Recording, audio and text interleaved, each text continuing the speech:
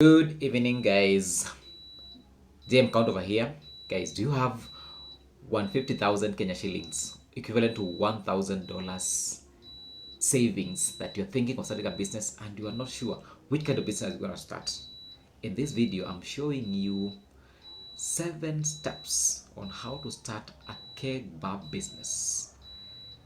A business that does not get affected by any recession. You can be able to make sales every single day and to make huge profit. Okay, so if you're thinking of doing a business and you are in Kenya and this business sounds like a business you can be able to do, watch this video to the end and make sure you subscribe, like this video, and drop me a comment. Tell me what you think about this business. Okay, let's get started. So we need to understand what is a keg bar. This is a business that you sell drought beer packed in barrels yenye tunaitanga mitungi, and the reason why you need to start a keg bar is because it's consumed on daily basis. Kenyans drink daily basis. Yeah, ukienda kwa stage za magari, ukienda wapi, you will always get repeat customers, and that's why this kind of business survive even more than supermarkets, because I think most people, they can even drink on an empty stomach. Although I'm not advocating for that, but you get repeat customers almost every hour. So if you're starting this business in 2026, you have a chance of success, especially if you start in the right location. Okay, let's get started. So capital breakdown: if you are starting in a minimal capital in low end areas, you're looking at 150 Kenya shillings, 150,000 Kenya shillings. And then probably if you have a higher budget, you can look up to 250,000 to 300,000, around there. So there's a breakdown. Number one, you need to look to pay for the permits. Yeah, a liquor permit for a keg bar is around 30,000. Then you need to buy the dispenser, what we call a pump. It costs around 20,000. Yeah. Then the initial stock, one barrel costs around 5 to 6,000. So if you're buying 2 to 3 barrels, you're multiplying around 6,000 or 7,000 times 3. That is a good startup. Then number 4 is rent. You need to pay rent for the space that you're going to be using. You're looking at around 15,000 to 20,000 on a small area that you can accommodate like 20 people, 15 to 20 people. You don't start on a high end unless you are very comfortable, you're very sure. So you need to buy chairs. It can cost around 10,000, and then to construct a shelf, that can cost around 30,000. So that is the breakdown of the amount you expect to spend for you to be able to at least say that you are ready to start, you're ready to open doors to start selling your keg beer. Okay. Number 2 is looking for a location. If you get the location right, I'm telling you, you will not struggle in this kind of business. So location is everything. You need to look for densely populated areas, places like Kayole, Githurai, Rongai, Umoja, Kawangware, Mathare, Huruma. Yeah, for people who are in Huruma, if you've ever gone to Huruma, or for Kenyans, kama ushatembe Huruma, you will bear me witness that we have more keg bars than shops. You can get like 3 keg bars in one location and only one shop. That shows how people, or how Kenyans love drinking. They love drinking more than even food. We are not in promoting like drinking. We're only talking the business part of it. Okay, so look for densely populated areas. You can even start your keg bar or keg business in a construction sites. Look for places where there is a lot of construction. Those guys who do construction, when they finish their construction work, or when they're waiting to get some work, they're always drinking.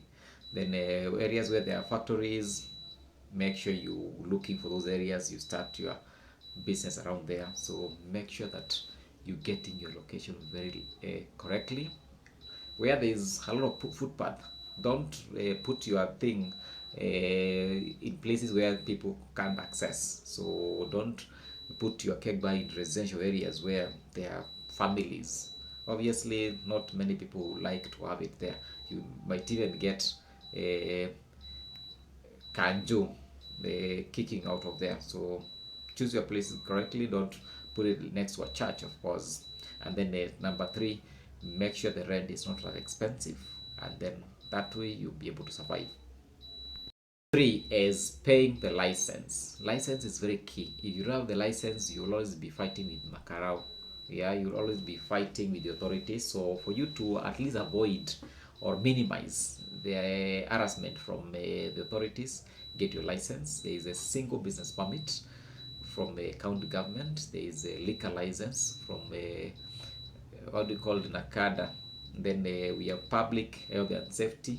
You need to get that certificate for public health for your workers and yourself and the business itself. You need to have a KRA pin. Yeah, so the costs associated with those permits, you can range around 50,000, 30 to 50,000. At least with that range, you are able to pay for all the licenses.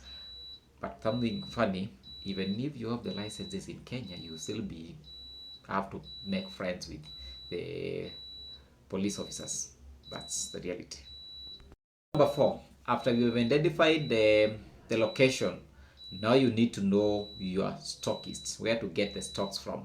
So in Kenya, and the only reliable supplier is Kenya Breweries. We are not promoting them, but of course, if you are starting this business, you have to look into their doors. You have to, look into their products because they're only suppliers of keg.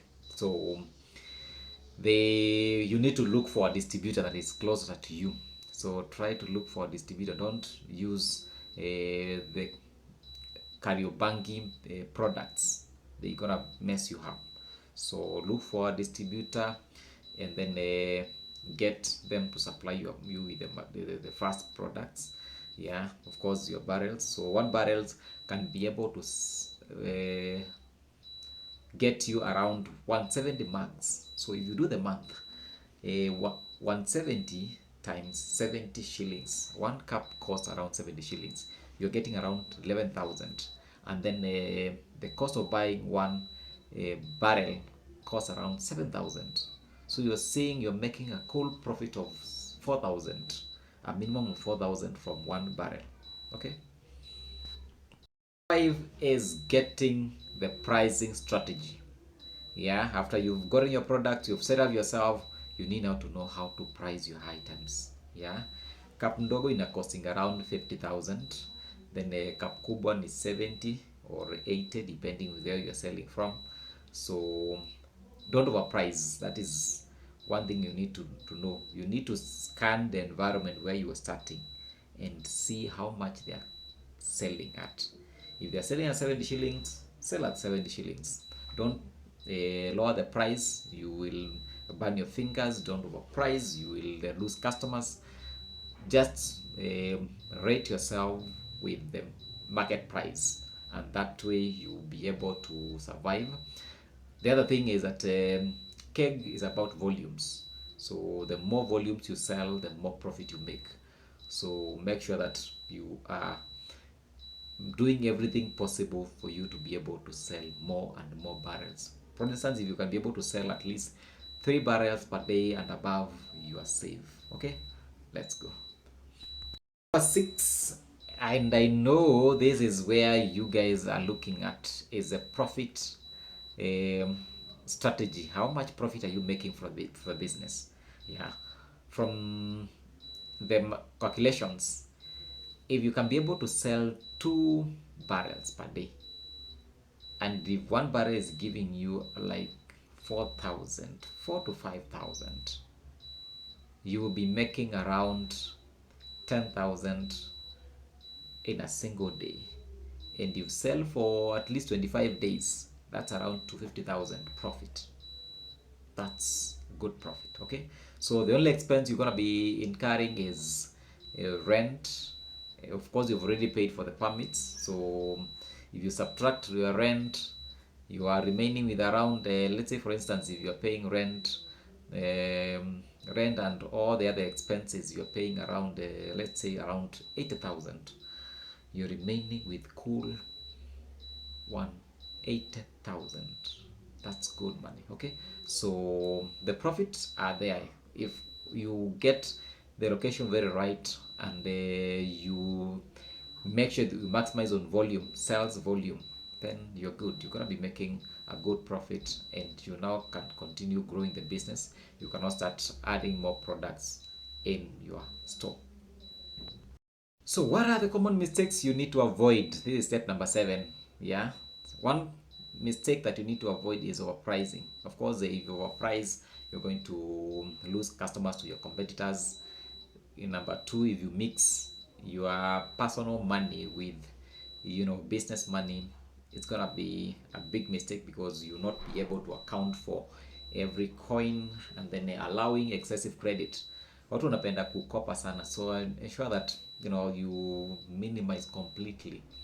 You don't really give out credit. Ensure that they always pay cash. Okay, and then bring your own stock. If you are a consumer of this product, discipline yourself. Discipline is very important when it comes to this business, because the moment you drink, even 2-3 cups, you've already eating into your profits, and that is not good. Because let's say for instance, if you take like 500 Kenya shillings or worth of stocks, that's a huge amount of money. If you do the month, you are losing like 15,000 per month.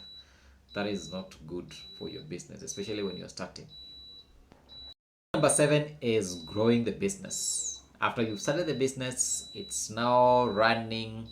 You now need to think of how to grow it, how to at least expand your wings, so that you can be able to get more profits. So number 1 is to, if you started with one dispenser, that is one pump, you need to increase at least to have 2. Maybe you can have a dark and regular.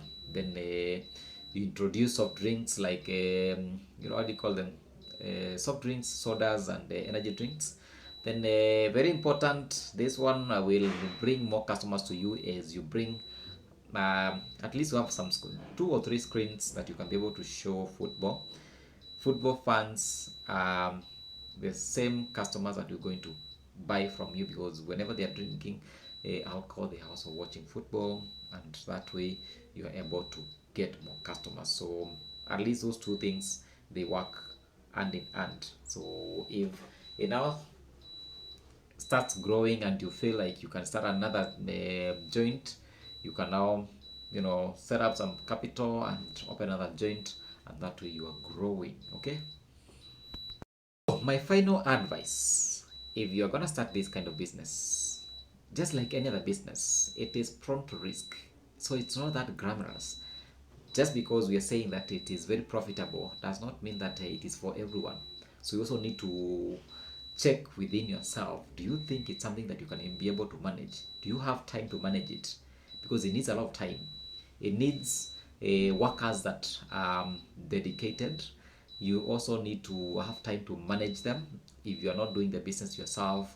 So you have to make sure that you're doing right. If you're doing right, it's gonna print money for you like never before. So make sure that you're getting your workers that are disciplined, and then at least also manage, check whether you can be able, it's business that is you can be able to do. Okay, so if you love this kind of content and you are interested in doing this kind of business, comment down below with the word KEG, and I will give you a breakdown of the checklist of all the items that you need to have. I'll also give you a profit calculator, and also you can as well tell me where you are. I'll also link you up with the available suppliers that I can be able to supply you with this product, and you start your business right now in 2026 and grow your wealth. Okay, so my name is James Kaundo. We talk about business, money, and travel. Okay, so let's meet on the next video, and please subscribe.